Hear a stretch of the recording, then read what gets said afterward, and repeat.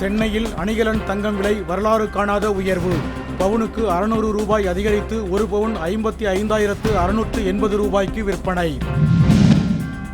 Joe Biden தலைமையில் நடைபெறும் quad மாநாட்டில் பங்கேற்பதற்காக 3 நாள் பயணமாக அமெரிக்கா புறப்பட்டு சென்றார் பிரதமர் மோடி.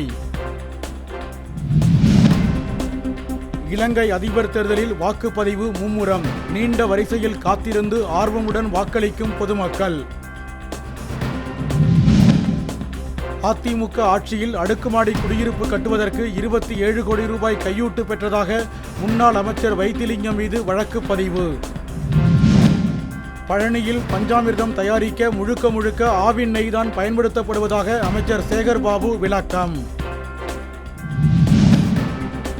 டெல்லி மாநகராட்சி நிலைக்குழு உறுப்பினர் பதவிக்கான தேர்தலில் வெற்றி பெறுவதற்காக பாஜக குதிரை பேரம் நடத்துவதாக ஆம் ஆத்மி குற்றச்சாட்டு.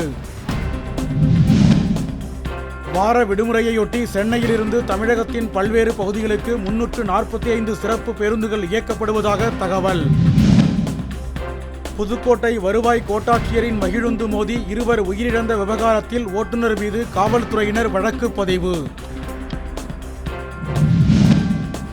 கலப்பட உணவால் உலகம் முழுவதும் ஆண்டுக்கு 4,20,000 பேர் உயிரிழப்பதாக உலக சுகாதார அமைப்பின் தலைவர் டெட்ரஸ் அதோனம் தகவல்.